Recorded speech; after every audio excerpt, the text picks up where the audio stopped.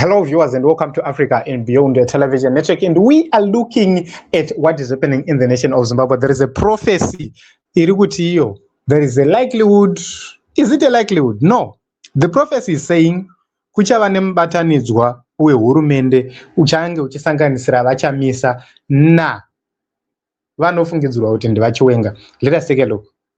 You may be seated. Thank you.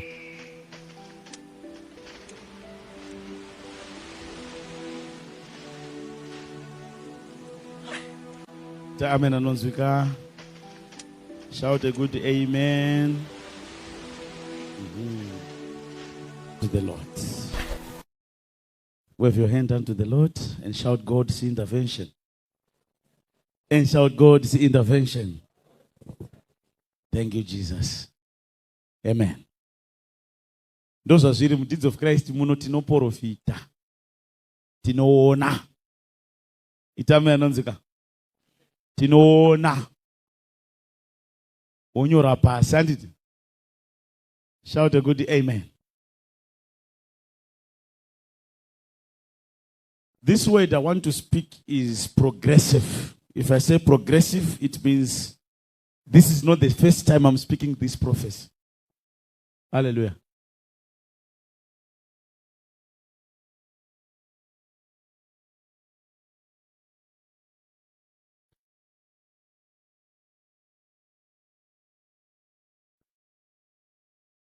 Zimbabwe as a nation, hallelujah,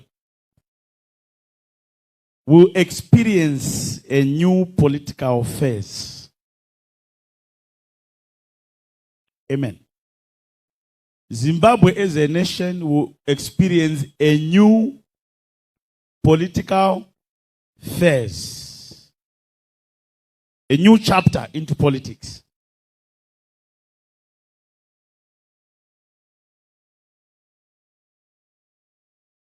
And this new chapter will include a man who is retired from politics. It will involve that man who is out of politics, who has opted himself out of politics. That man will come into this phase I'm talking about.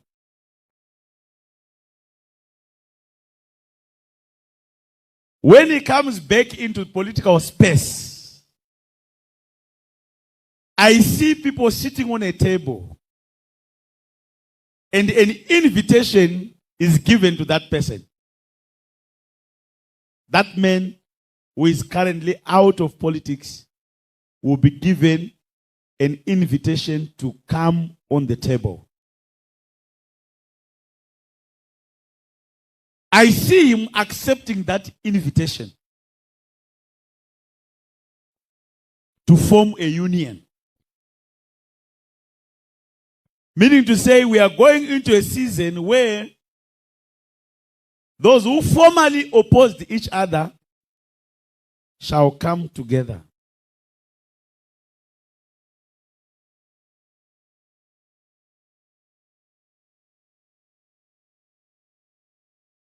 They will come together. Now I'm hearing voices, many people. Some are saying, you deceived us. Why are you accepting this invitation? You were not supposed to accept this invitation.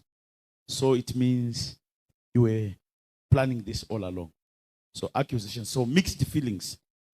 Shout mixed feelings. Shout mixed feelings. Don't say, I have not spoken the future of this nation. Thus says the Lord. Amen.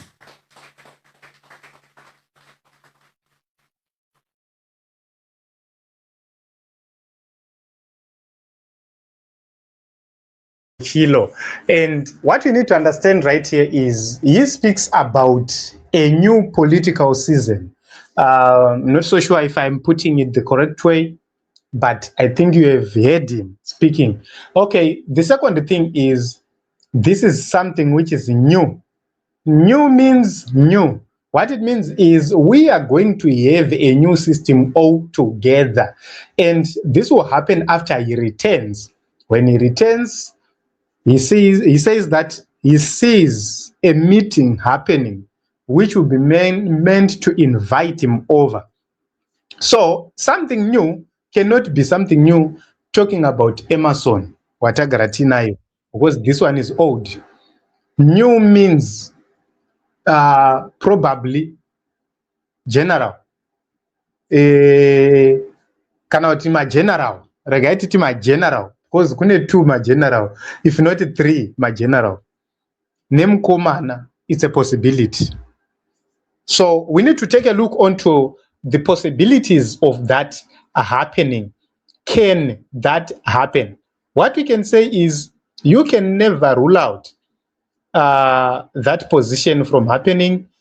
You can never rule out, President Nelson Chamisa forming a GNU with others who actually want change. So we need to take a look onto the chances of President Nelson Chamisa and Chiwenga forming a unity government. What we can say is it's the probability is low, but it can be moderate or high depending on the circumstances. So if things continue the way they are and ZANU-PF explodes and the situation becomes ungovernable, you might see the comrades saying, to save Zimbabwe, let us come and form a government. It's possible. So what we need to understand is, yes, there is deep trust deficit, but circumstances and conditions might force everyone onto the table, put conditions, agree, and if there is insurance and assurance, then you will see deals being made. So what we need to understand is Nelson Chamisa is viewing the military establishment as an architect of electoral repression in the nation of Zimbabwe. What it means is, if that is to happen, there will be a lot of talks, a lot of guarantees to be given, which might include removal of certain people from the top positions in the military, being replaced by certain individuals who can be trusted, especially the new generation, which is not from the liberation struggle. So it might happen in that way. It also depends on which position is he going to get and what is the way forward from now to 2028. And so it might be a guarantee that Nelson Chamisa will be begged by these comrades in an election in 2028 against whoever. It might be agreed if that is the position which is given. So, you cannot rule it out completely and 100%. There is an ideological and a legitimacy and millennial gap between the comrades and Latina right now, Advocate Nelson Chamisa. What it means is there is need to have talks which are sincere, which are genuine, and those talks must be guaranteed by trusted people and trusted individuals, not people who always jump around making lies and so forth. So President Nelson Chamisa is popular. He derives a lot of support from the people, and he might not need to jeopardize his relationship with the people, because if something goes wrong, you'll be blamed. So whereas Vice President Chiwenga's power is rooted in the security team ravo ravagara vachitamba naro, and kurune news dziri kutaura kuti kuna vamwe vaya vanenge vari kujamuka mamwe maconditions ari kuiswa ipapapo. So it seems as if my generals, they are together, they are working together. It's not yet confirmed, but ndozva zviri kutaurwa. So ZANU-PF internal politics at this point in time, ZANU-PF is fractured. ZANU-PF is withering. ZANU-PF is destroying itself internally. But my generals, they are quiet, as if havasi kuona zviri kuitika. Hatinoziva kuti chii chakaitika. Zvoita kuti vachiwenga vakatukuchidzira moto kuti dzibayane dzega. So, okay, let us go to the critical conditions which might lead to the unity. Number one, if there is a total economic collapse, you are going to see unity happening. You might see uncontrollable protests. If ZANU-PF continues the way it is right now, the repressive laws which we have seen, the 2030 agenda which we have seen whatsoever, that might trigger mass protests. And if President Nelson Chamisa says Sabata, you might see lots of people getting into the streets.